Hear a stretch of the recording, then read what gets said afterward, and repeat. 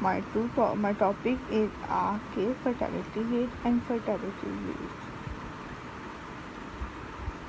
My first topic is a case fatality rate. Define a case fatality rate, the number of deaths due to the specific size as compared to the total number of cases of the disease.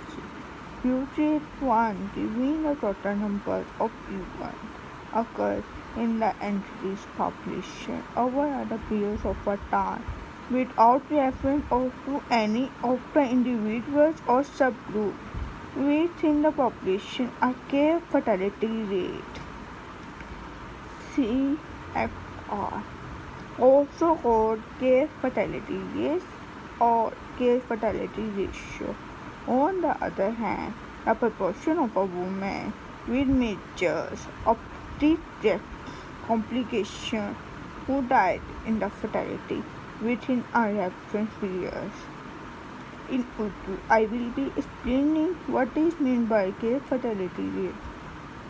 Case fertility rate का मतलब ये है कि हमारे पास total कितने patient है जो जिनको फेवर्स है, हमने वो देखना होता है। और हमने ये देखना होता है कि हमारे पास टोटल कितने पेशेंट ऐसे थे जिनकी एक फेवर्स की वजह से डेथ हुई थी।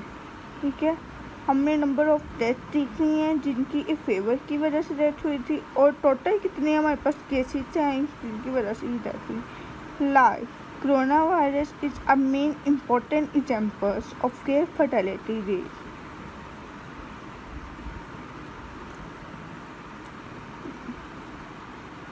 Now, how to calculate case fatality rate? Case fatality rate calculated by dividing the numbers of deaths from a specified disease over a defined period of time by the number of individuals, their journeys with the disease during that time. The resulting ratio is then multiplied 100 to yield a percentage.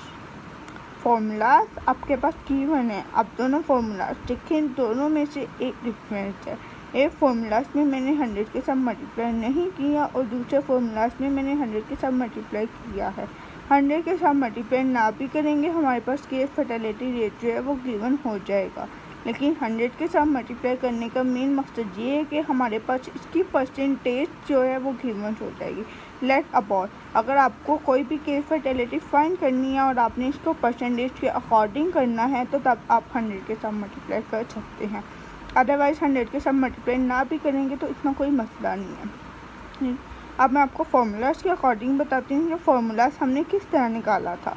Formula हमने निकाला है कि जो number of death थे, मतलब कितने लोग थे जो एक फेवर्स की वजह से जिनकी डेथ हुई थी, और टोटल कितने पेशेंट है जो अभी हमारे पास मौजूद है। और वो भी सिर्फ हमने ये नहीं देखना होता कि टोटल कितने पेशेंट जो हमारे पास मौजूद है, हमने ये भी देखना होता है कि कितने लोग जिनकी डेथ हुई थी वो, और प्लस टोटल कितने और हमारे पास मौजूद है पेशेंट जिनकी वजह जो है फेवर्स पे मुब्तला है। ठीक है, लेट अबाउट एक छोटी सी एग्जांपल्स हैं, उसके अकॉर्डिंग होप के आपको समझ आ सकती है। क्वेश्चंस है to the official number of corona cases and death हमारे पास गिवन है, लेकिन हमने क्या फाइंड करना है, case fertility rate. Case fertility rate का फॉर्मूला हमारे पास गिवन था, हमें पता था कि हमने डेथ के साथ टोटल केसेस को डिवाइडेड किया, मल्टीप्लाई बाय 100 कर दिया, उसके अकॉर्डिंग हमारे पास ये हमारा निकल आया। हमने 100 के साथ मल्टीप्लाई मैंने इसलिए किया क्योंकि मुझे एक परसेंटेज के अकॉर्डिंग चाहिए था डाटा। परसेंटेज के अकॉर्डिंग अगर डाटा चाहिए तो आप इसको 100 के साथ मल्टीप्लाई कर सकते हैं। So the my next topic is the fertility rate. The word fertility can mean many things depending on the situation.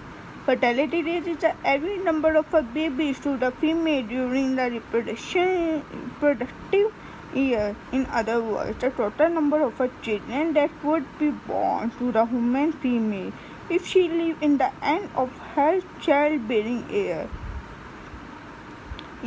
In other words, the number of babies on average born to the women aged between about 18 to the 15 and 49.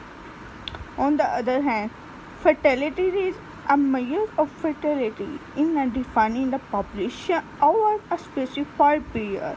A fertility rate is one of several rates called social studies by sociologists.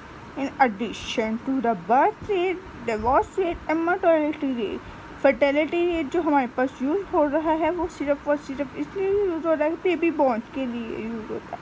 Women during reproductive years के दौरान, यानी कि babies जो है वो पैदा हुए हैं, जितने बेबीज पैदा हुए हैं उनकी एवरेज निकालनी होती है। लेकिन इनमें एक मेन पॉइंट ये है कि जो वुमेन है उनकी एज 15 to 49 के दरमियान होनी चाहिए, ठीक है।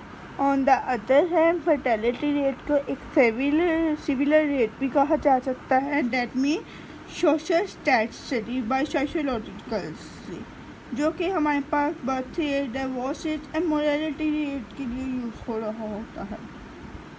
There are the two type of fertility rates. Number 1, general fertility rate. Number 2, the total fertility rate. General fertility rate, the most widely used measure of fertility. The number of live birth in geographic area in the years per 1,000 women of childbearing age, which is usually defined as age 15 to 44 years. यानी कि जो हमारे पास general fertility rate है वो भी हमारे पास जो है वो 1000 women of child bearing age के अकॉर्डिंग ही निकाला जा सकता है। लेकिन एज यहाँ पे 15 to 44 होनी चाहिए। ज़्यादातर 15 to 44 होती है, लेकिन इससे भी अगर अबव लेना चाहते हैं तो आपके पास 49 एज मस्ट होनी चाहिए, इससे ज़्यादा नहीं हो सकती। इसका हमारे पास फॉर्मूला है number of live birth in area, मतलब इस एरिया में कितने लोग जो है वो रह रहे हैं, पैदा हुए हैं। Mid year female population as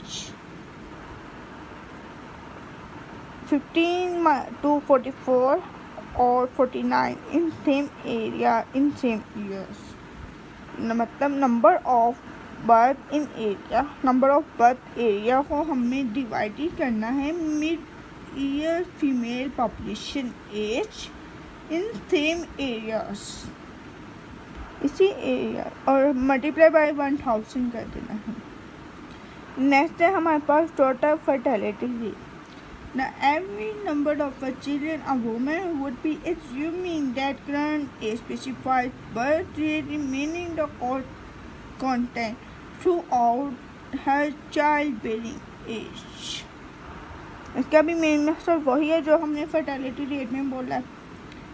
इसका फॉर्मूला हमारे पास ये है कि हमने 5 को मल्टीप्लाई करना है ASFR, सम ऑफ ASFR, जो ASFR का मतलब है यहाँ पे ए स्पेसिफिक फर्टिलिटी रेट, और ये हमारे पास उसके आगे से फॉर्मूला सेम वही है कि number of birth to the number of women age divided by the number of women age. Thank you so much to watching my videos. अगर लाइक पसंद आए तो लाइक ज़रूर कीजिएगा। ओके, अल्लाह हाफिज़।